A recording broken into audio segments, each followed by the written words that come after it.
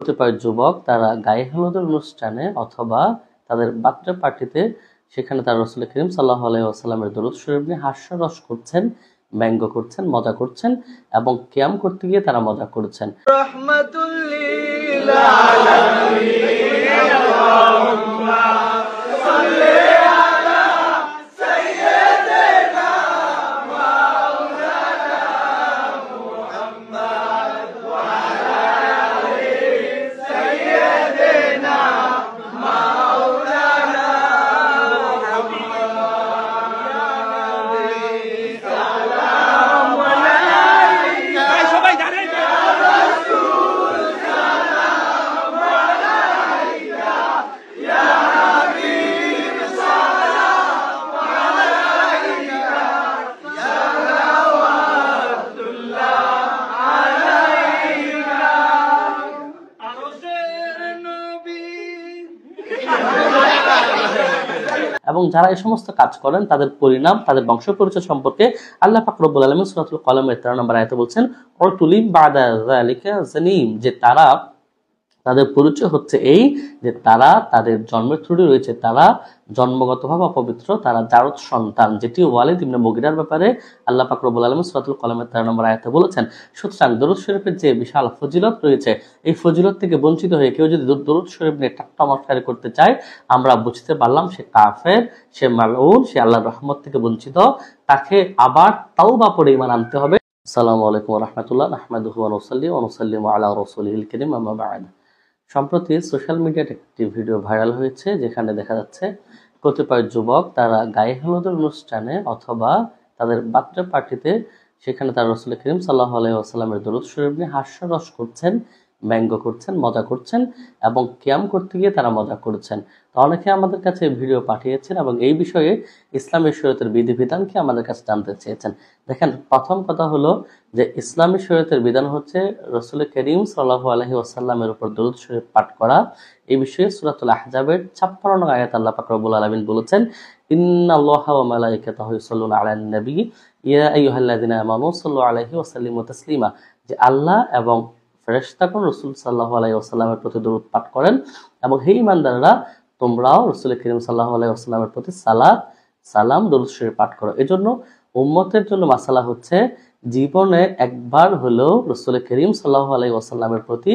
দরুদ শরীফ পাঠ করা ফরজ এবং কোনো মজলিসে যদি রাসূল করিম সাল্লাল্লাহু আলাইহি ওয়াসাল্লামের আলোচনা হয় সেখানে অন্তত একবার দরুদ শরীফ পাঠ করা ওয়াজিব। পক্ষান্তরে দরুদ শরীফ নিয়ে কেউ যদি ব্যঙ্গ করে, এটার মাসালা হচ্ছে যে আল্লাহ পাক রব্বুল আলামিন পবিত্র কোরআনের বলে সূরাতুল হজ্জের 32 নম্বর আয়াতে বলেছেন ওয়া ইউআযিম শাআইরাল্লাহি ফাইন্নাহা মিন তাকওয়াল কুলুব, যে কেউ যারা আল্লাহর নিদর্শনসমূহকে সম্মান করে সেটি তাদের অন্তরের তাকওয়ার পরিচয়। আল্লাহর নিদর্শন সমূহ কি? উলামায়ে কেরাম এই বিষয়ে বিস্তারিত আলোচনা করেছেন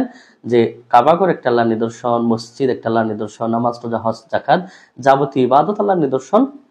এবং স্বয়ং রাসূল করিম সাল্লাল্লাহু আলাইহি ওয়াসাল্লাম এবং রাসূল করিম সাল্লাল্লাহু আলাইহি ওয়াসাল্লামের প্রতি দরুদ শরীফ পাঠ করা এটি আল্লাহর নিদর্শন। এই নিদর্শন দিয়ে যদি কেউ ব্যঙ্গ করে সেটি রাসূল করিম সাল্লাল্লাহু আলাইহি ওয়াসাল্লামের জন্য কষ্টের নামান্তর এবং ইসলামের সাথে এটি হারাম। যেমনটি পবিত্র কোরআনের সূরাতুল আহজাব এসেছে ওয়া মা কানা লাকুম আন তুকতু রাসূলাল্লাহি, তোমাদের জন্য কোনো ইখতিয়ার নেই, তোমাদের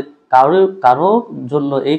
সুযোগ নেই যে তোমরা আল্লাহ রসুলকে কষ্ট দিবে। সুতরাং যারা দরুদ শরীফ নিয়ে ব্যঙ্গ করে তারা আমার রসুলকে কষ্ট দেয় এবং যারা আমার রসুলকে কষ্ট দেয় তাদের ব্যাপারে আবার সূরাতুল আহজাবের 57 নম্বর আয়াতে এসেছে ইন্নাল্লাযিনা ইউযুনাল্লাহা ওয়া রাসূলাহু লা'আনাহুমুল্লাহু ফিদ দুনিয়া ওয়াল আখিরাহ ওয়া আ'আদ্দা লাহুম আযাবাম মুহিনা, যে আল্লাহ পাক রব্বুল আলামিন বলছেন যারা আল্লাহ এবং তার রসুলকে কষ্ট দেয়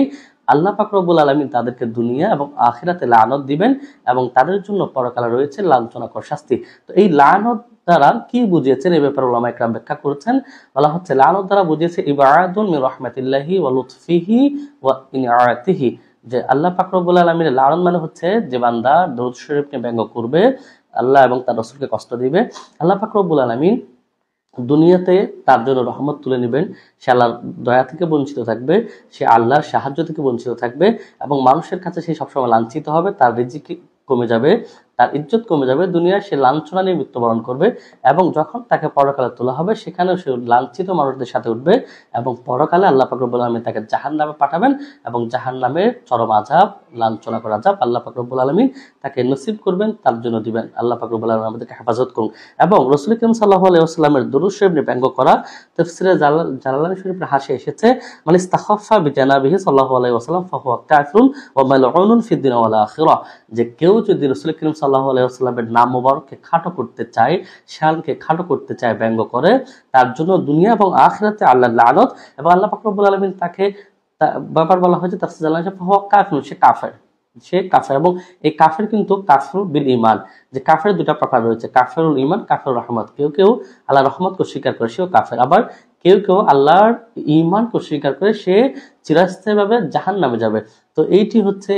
তাফসীর জালালাইন শরীফে বলা হয়েছে, কেউ যদি রাসূল করিমের শানকে খাটো করতে চায় সে কাফের। এবং এখানে কাফের মানে কাফের বিল ঈমানকে বোঝানো হয়েছে, যেটি আমানতু বিল্লাহি ওয়া মালাইকাতিহি ওয়া রাসূলিহি ওয়া কুতুবিহি, যে ঈমান আর আবশ্যক। সে যদি রাসূল করিম সাল্লাল্লাহু আলাইহি ওয়াসাল্লামের শানকে খাটো করতে চায় সে মুসলিমই থাকবে না, সে রাসূল করিমের প্রতি ঈমান আনে নাই এমনটাই প্রমাণিত হবে এবং সে কাফের বিল ঈমান হবে, সে চিরস্থায়ীভাবে জাহান্নামে যাবে। এবং আল্লাহ পাক রব্বুল আলামিন পবিত্র কোরআনের সূরাতুন নূরের 63 নম্বর আয়াতে বলছেন, লা তাজআলু দুআ রাসূলি বাইনাকুম কাদুআই বা'দিকুম বা'দা, যে তোমরা একে অপরকে যেভাবে ডাকো রাসূল করিম সাল্লাল্লাহু আলাইহি ওয়াসাল্লামকে সেভাবে ডাকো না। তারা যে গায়ে হলুদের অনুষ্ঠান রাসূল করিমের মিলাদ নিয়ে এবং দরুদ শরীফ যে ব্যঙ্গ করছে এটি সম্পূর্ণ হারাম, এই আয়াতের আলোকে সম্পূর্ণ হারাম। রাসূল করিমের আলোচনা এভাবে করা যায় না, দরুদ শরীফ এভাবে পড়া যায় না এবং এইভাবে ব্যঙ্গ করা যায় না। এবং যারা এই সমস্ত কাজ করেন তাদের পরিণাম, তাদের বংশ পরিচয় সম্পর্কে আল্লাহ পাক রব্বুল আলামিন সূরাতুল কলমের 13 নম্বর আয়াতে বলছেন, উতুলিম বাদা যালিকা জানিম, যে তারা,